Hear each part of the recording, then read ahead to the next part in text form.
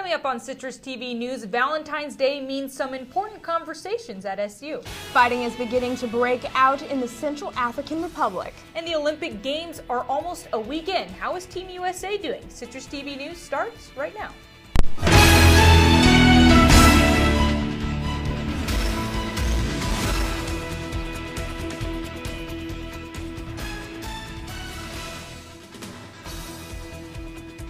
Welcome to Citrus TV News live at 6. Today is Thursday, February 13th. I'm Cyan, Grandison. And I'm Giles. It seems like the winter that will never end. Right now, the South is still recovering from a massive ice storm. That's our top story tonight.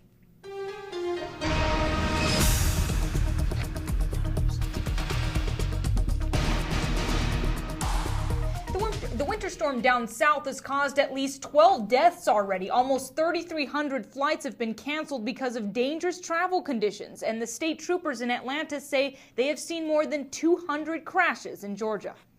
The unusual sleet and snow in the south have left hundreds of thousands of people stranded without heat and electricity. As the storm moves out down south, what can the Northeast expect in the upcoming days? Citrus TV's Rachel Walski is here with your full weather forecast later tonight.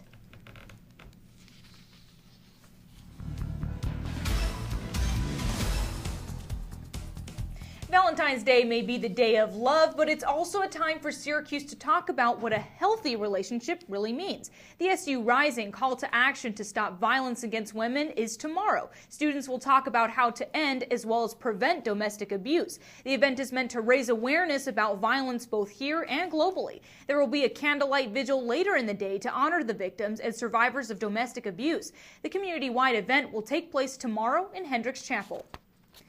Even before the Sochi Olympics got underway, a lot of negative attention was given to Russia for their anti-LGBT propaganda law. But what do groups here on campus think of it? Citrus TV's Nick Papantonis has more. Except for a broken bathroom door and a few missing toilets, the 2014 Sochi Olympic Winter Games have started largely without any problems. What's your favorite Winter Olympics event? Snowboarding. Figure skating. Would watch the luge because the young lady from Remsen, New York is in it. So far, no events have been delayed and no athletes have been seriously injured. But while the Olympics are supposed to be removed from the politics, these Winter Games have been generating far more headlines off the track than on it. It all began when Russia passed their anti-propaganda law in June last year. Since then, political leaders, rights groups, and athletes have been outspoken against the widespread discriminations the law has caused. But what do groups on campus think of the law? We were fortunate enough to be able to sit down with Brian McKinney, a graduate student working at the LGBT Resource Center here on campus. While we weren't allowed to record the interview, we were able to get his thoughts regarding the anti-propaganda laws in Russia. The laws are a little ambiguous, but I think that's the point. The definition is very vague, and that's a common tool of propaganda. I think it's a government initiative, but I don't know if it's Putin's alone. In the late 2000s, they were banning gay pride. I think it's a larger government construct than Putin. Do I think they're just? I'm not a Russian citizen, and I can't comment. We also asked Brian about the athlete protests, similar to what Alexei Sobolev did on the very first day of events. He said, "The Olympics have always been a stage for political movements, but for the place in which it's in, it never seems to linger." For Citrus TV News, I'm Nick Papantonis. At last, all the snow in Syracuse is getting put to good use at the annual Syracuse Winterfest that starts today. The nearly 30-year-old tradition brings about 100,000 people downtown every year. The 11-day festival kicks off tonight with a treasure hunt and fireworks at Destiny USA. A full list of events can be found at SyracuseWinterfest.com. High hopes and spirits aren't the only things fans should bring to the Dome on Saturday when Syracuse takes North Carolina State. Fans are also encouraged to bring canned foods to donate to the Food Bank of Central New York. Can It, a university-wide interfaith initiative, is joining the Better Together program to fight local hunger. Donations will be collected at the gates on Saturday. The Eat to Live food cooperative opened last October but closed after. NCC News reporter Ashley Chazar tells us why the shelves of what seemed to be such a promising business are now collecting dust. A few months ago, hype and excitement surrounded the grand opening of the Eat to Live food cooperative. Colorful produce lined the shelves. Customers greeted each other in the aisles. Now an empty lot remains. A vacant building stands. It's just a mess now, you know, and that's what it saddens me because it's embarrassing. Nakia Kent is the former vice president of the food co-op. Kent left the board in December when the co-op had only $1,300 behind it. Kent blames the faulty business plan for the co-op's financial struggles. The business plan was never complete. Okay? There are so many blank spots in the business plan. Howard Hawkins is the secretary of the co-op. He contributes the close to deadlines set forth by funders and politicians. He says more lenient deadlines would have allowed for better financial preparation. If we did not have that constraint, we'd have spent a little more time revising the business plan to take account of the fact that we're opening with less working capital than we had anticipated. Hawkins says the board meets once a week to continue working on the cooperative. We did the best we could in the circumstances we were in, and it came up short, but we learned a lot from what was selling. According to Hawkins, customers are optimistic about the co-op resuming business. The sign on the door says closed. Kent says she doesn't know how or when the food co-op could ever reopen. However, board members say it could reopen as early as spring. Former cashier Tywana Brown acknowledges the co-op was flawed, but she says she is confident the board is working out the problems to successfully reopen. I knew a lot of things wasn't going right and a lot of things need to be fixed. And so I guess that's what they're trying to do now. For next time, they won't have to do this again. Other board members declined to comment. Kent says the best way to get the co-op back on track is to address the situation and talk about it for the benefit of the customers and the community. You say you're here because you love your community, okay? Tell the truth. Say we weren't skilled in certain things. Would anybody in the community like to come and help us and support us and get those doors back open? Kent says a solid relationship is what the co-op needs to be better received in the community. Majority of the co-op's profit comes from membership fees. The co-op had 150 members at the time it closed. According to the secretary, Howard Hawkins, only one member has asked for a full refund. According to the press release sent out by board members in January, the co-op has closed only temporarily.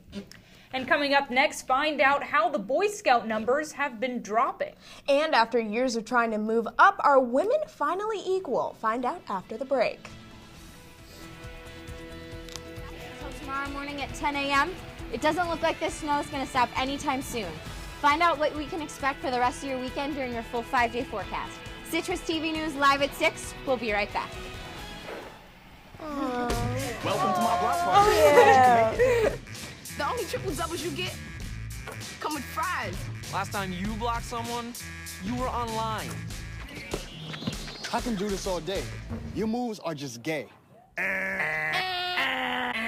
Using gay to mean dumb or stupid, not cool. Not cool. Not in my house, not anywhere. It's not creative, it's offensive to gay people. And you're better than that.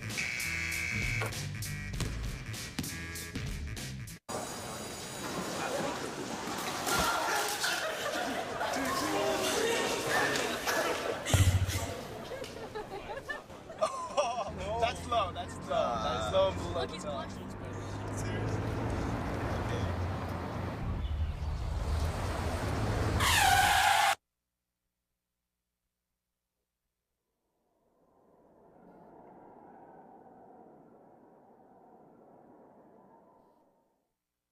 So, I just moved in with this family, and it's embarrassing. The little one, he likes to go outside and crawl around in the giant litter box. I don't know what he's doing. I mean, I was born and I knew how to use the litter box. Look at that. That's disgusting. Oh, poop already. You're making me nervous. Oh, okay, I can't look at this anymore. I really hope he grows out of this, for his sake. We are different. Society should aspire to be more like us. Be part of the first class. Get energized. Get outside. Hold on, guys. It's gonna get bumpy.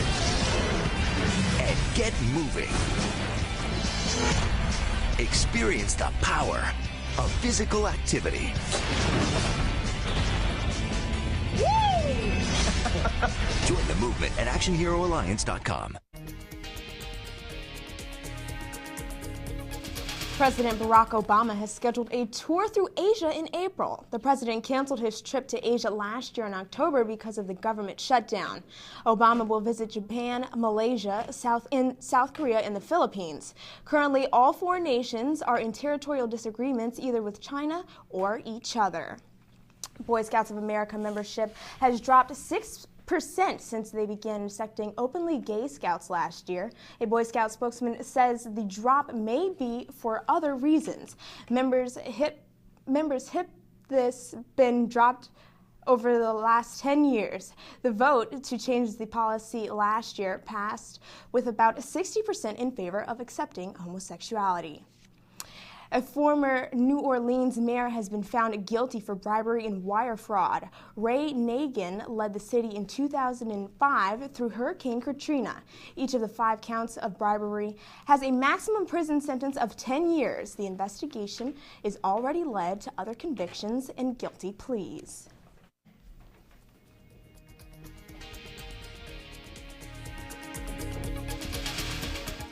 Frequent prison breaks in Iraq have many former inmates running around free in the country. Iraq militant groups have worked to help these inmates break out of prison, calling their plan, quote, Operation Breaking the Walls. American officials estimate a few hundred prisoners have escaped and fight alongside Sunni radicals. A conflict in the Central African Republic has the makings of a religious-fueled battle. The Christian majority fears that the Muslim minority will begin to take over the country using force. Armed Muslims have control over an important Central African Republic town, as Christians set up out on the outskirts in hopes to regain control. The country fears that fighting between the two groups could break out at any moment. And according to a report released yesterday by the United Nations, women worldwide have fewer children, are less likely to die from childbirth, and have increased literacy rates compared to 20 years ago. But that improvement is not being felt worldwide. The report concludes in poorer countries, women's status, maternal health, and child marriage have seen little progress. In poor countries, pregnancy and childbirth are the leading cause of death for women ages 15 to 19.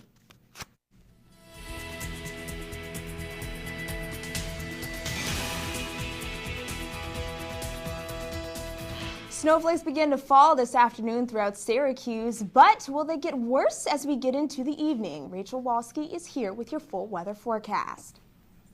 Well, it doesn't look like these snowflakes are going to stop anytime soon from what we've been seeing. But it's currently a snowy 28 degrees with winds coming from the northeast at around 4 miles an hour. We had a high of 29 today with a low of 22 later this evening, but it feels a little bit more like 23 rather than the 28 we're feeling right now. And as you can see down here, we have a winter storm warning, which is in effect till tomorrow morning at 10 a.m. So you might want to be aware of that if you're traveling at all tonight. Now, taking a look into tonight, it's going to be a snowy 22 degrees, and those winds are going to pick up. They're going to be coming from the northwest at around 21 miles an hour, so significantly faster than they are right now. So it's going to be a little bit ugly outside when you go out later tonight. There's a 70% chance of snow, so it's definitely going to keep snowing just like it is right now. And again, that winter storm warning is still in effect.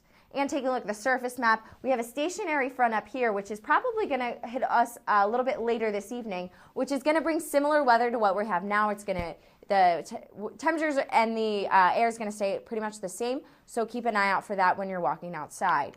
Now, taking a look at the current dew point, Syracuse is at 22, which is relatively high compared to what we've seen in the last few weeks. So the air is a little bit more comfortable, a little bit less dry, but that doesn't mean it's not influencing some flu-like weather for everyone. Syracuse is in the northeast region is actually in a widespread group of states with influenza, so everybody's kind of getting sick right now. This weather's not helping it, so you definitely maybe want to go to your doctor, get it checked out. And taking a look at the snowfall forecast, Syracuse is only going to get 1 to 2 inches of snow, even though it's going to last all night. It's probably only going to accumulate to 1 or 2 inches, which isn't too bad. Now taking a look at that 5-day forecast. Tomorrow we're going to see snow with a temperature of 32 degrees. Saturday it's going to be cloudy. It's going to clear up. It's going to clear up from the snow we've been seeing, and there's going to be a high of 26 degrees. Sunday, we're going to see some more snow with a temperature of 17 degrees, Monday, it's going to be partly cloudy with 29, and Tuesday, we're going to see that snow again, but it's going to warm up all the way to 37 degrees. All right, Rachel, so we've been seeing those, big warnings about these big, snowstorms coming to the northeast. And so a lot of these people, especially in Atlanta, are trying to get prepared and gear up. But here in central New York, we're used to it, right? So do you have any tips for people who are out on the road, as more snow comes? Do you have any tips for people staying warm and driving safely? Well, you might want to get some wool socks to keep your feet warm, because if your socks get wet, they start to freeze, so your feet get colder. And if you're driving out on the road, just drive slow or put on your snow tires, and you should be okay. Syracuse is pretty good about paving the road, so we're usually prepared. Perfect. Yeah, we're usually pretty prepared. Thanks, Rachel. Up next, the Kardashians may never be the same. And Russian children are homework free this week. Find out why after the break. Get that checked out. I know what happened. It said members, and then it said hip. Members. And so, and it didn't put two and two together. It said members.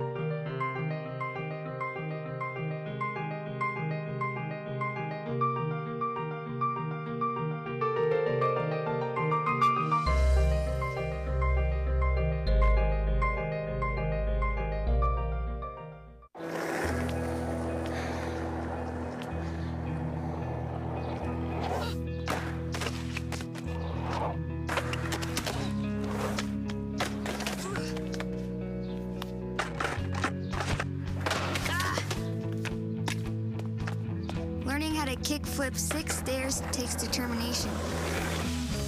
So will getting into college. I've got what it takes. So do you.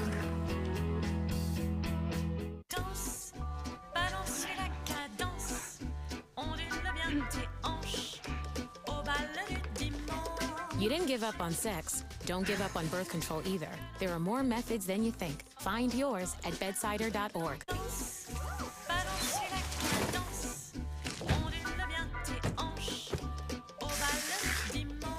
You didn't give up on sex. Don't give up on birth control either. There are more methods than you think. Find yours at bedsider.org.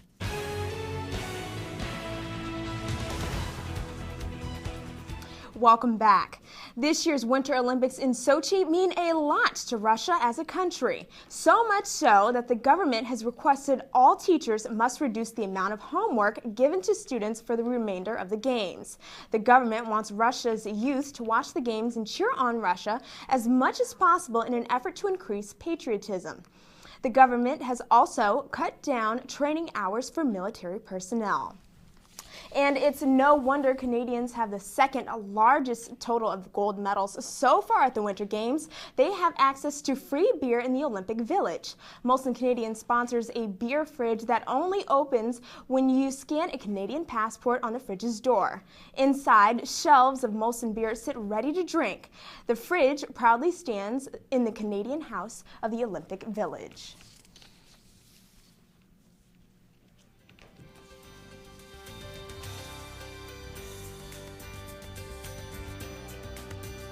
Today, the Belgian government will vote on whether or not to remove age restrictions on its euthanasia policy. The vote would extend euthanasia rights to children under 18, as long as the children express a wish to die themselves and realize the choice they're making. A survey shows that 75% of Belgians approve of extending these privileges, though many have spoken out against it. And a new study indicates that American teens suffer from more stress than American adults. The survey also found 42% of teens do not do enough to help manage their stress. Teens cite school as the top stressor, particularly doing well in high school in order to get into a good college. Family financial issues also weighed in on teen stress. Stress in teens causes concern because stress leads to numerous health problems later in life.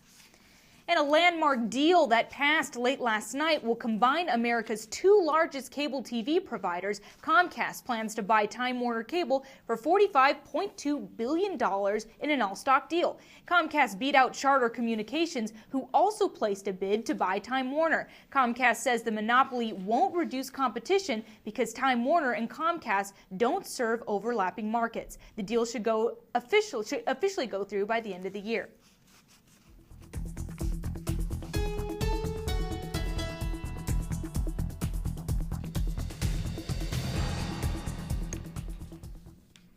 According to TMZ, Olympian Bruce Jenner has not only quit the Kardashian family, but he is also quitting their reality TV show. TMZ says Bruce will not sign on for another season. Bruce and Kris Jenner announced their divorce last October after 22 years of marriage. Celebrity chef Paula Deen is cooking up her new comeback with a $75 million investment from a private company. Deen announced yesterday she will launch an umbrella company that will oversee her restaurants, cookbooks, and product endorsements. The Food Network and other companies that paid Deen for her endorsements dropped the cook last year after she admitted to having used racial slurs. After last night, I'm no longer the most famous Tyler in upstate New York. LeBron James proved that he's better than me at basketball, and competition heated up at the Winter Olympics. It was a wild one, so make sure you're sitting down and don't go anywhere. I just moved in with his family, and it's embarrassing. The little one, he likes to go outside and crawl around in the giant litter box. I don't know what he's doing. I mean, I was born and I knew how to use the litter box. Look at that! That's disgusting! Oh, poop already!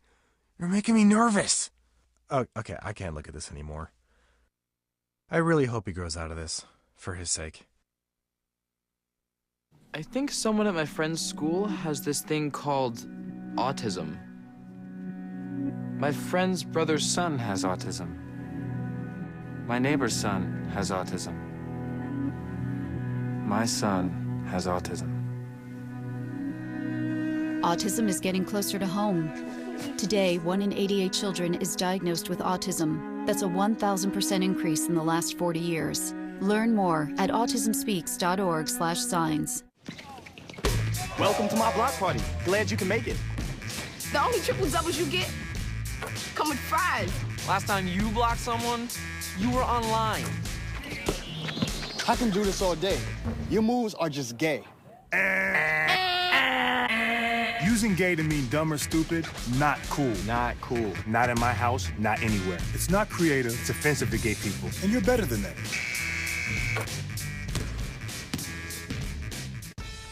Now it's time for This Week in Bad Stats. Bad stats? Horrible stats. Here goes. 132.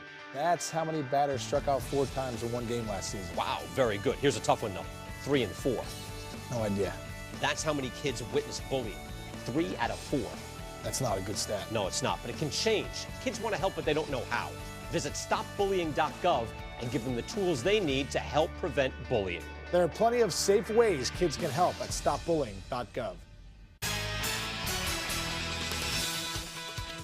Despite being ranked #1 in the country, Syracuse basketball will enter Pittsburgh the underdog to take on the #25 Panthers.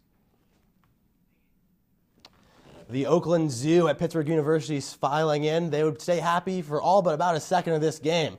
Late in the second half, Lamar Patterson fires a deep 3. Talib Zana is there to clean up the miss to put Pitt up 3, but C.J. Fair would be clutch down the stretch for Syracuse.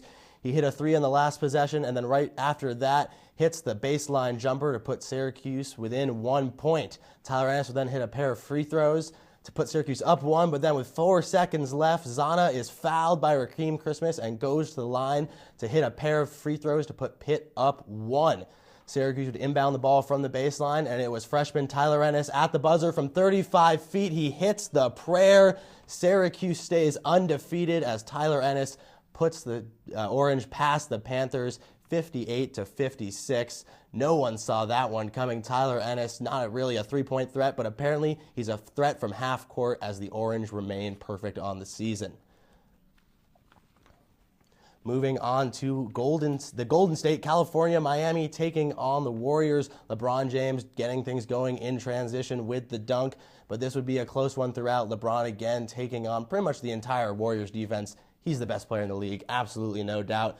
But the Warriors have this guy named Steph Curry, and he can hit a few shots. The step-back 3 there puts Golden State up 1 with 11.5 to go in the fourth. But LeBron answers with a step-back of his own to put the Heat up by 2 with less than a minute to go. But then it's Steph Curry again, guarded by Chalmers, takes it to the rack, and the foul. Steph Curry would hit the free throw, but then LeBron James at the buzzer as time expires hits the three-pointer of his own. The Heat go on to win 111-110. 2 buzzer beaters last night, Tyler Ennis and LeBron James both putting the teams on their back. Moving on to Olympic action. While Tyler Ennis and LeBron James both had ice in their veins last night, there was also ice in Russia, with the U.S. men's hockey team kicking off group play this morning. No last-minute heroics would be necessary here, however. After tying the game 1-1 in the first period, Slovakia wouldn't score again. The U.S., they scored 6 goals in the second period on their way to a 7-1 victory. Leading the way for the Americans was winger Phil Kessel with 1 goal and 2 assists. Team USA will look to build on their performance Saturday against Russia. The United States' biggest competition also won all of their first games of the round-robin stage. In Group C, Sweden doubled up the Czech Republic Wednesday 4-2, riding strong goalie play from Henrik Lundqvist. Canada jumped out to the lead in Group B by dominating Norway for the entire game, but only winning 3-1. This morning in Group A, Alex Ovechkin scored the first goal for host country Russia, and they never looked back, winning 5-2. For the first time, slopestyle skiing was out of the Olympics this year, and Team USA couldn't be happier about it. The American men swept the slopestyle podium, with Josh Christensen taking home the gold, and Gus Kenworthy and Nicholas Gepper winning silver and bronze respectively. The extreme park has been good to the Americans, with all 4 gold medals for Team USA coming there.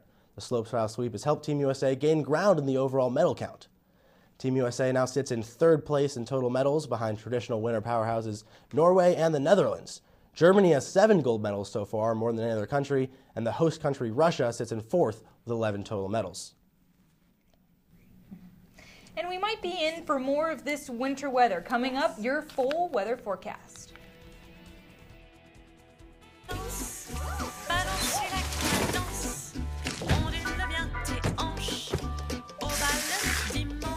You didn't give up on sex. Don't give up on birth control either. There are more methods than you think. Find yours at bedsider.org.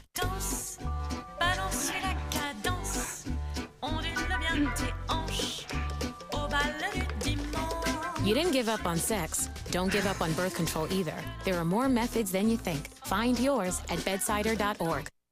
So, I just moved in with this family, and it's embarrassing. The little one, he likes to go outside and crawl around in the giant litter box. I don't know what he's doing. I mean, I was born and I knew how to use the litter box. Look at that. That's disgusting. Oh, poop already. You're making me nervous. Oh, okay, I can't look at this anymore. I really hope he grows out of this, for his sake. Rachel, so what can we expect when we wake up tomorrow on Valentine's Day? Well, it's going to be a snowy Valentine's Day tomorrow, so you might want to snuggle up with your significant other for a nice, cozy Valentine's Day. Thanks. We'll have to find one. Thanks, Rachel. Yep. And moving on to the last bit of our show here. Competition isn't the only thing heating athletes up at the Olympics. According to Us Magazine, the hookup act Tinder is extremely popular among athletes staying in the village. Gold medal snowboarder Jamie Anderson says Tinder in the Olympic Village is next level. That's right. I guess because of Tinder, no one will be left without a special someone to share this Valentine's Day, which is tomorrow. Thank you for watching Citrus TV News Live at 6. I'm Cyan Grandison. And I'm Anna Giles. Be sure to check us out on Facebook and follow us on Twitter, as well as CitrusTV.net for more stories. Thanks for watching. Stay warm and have a great night.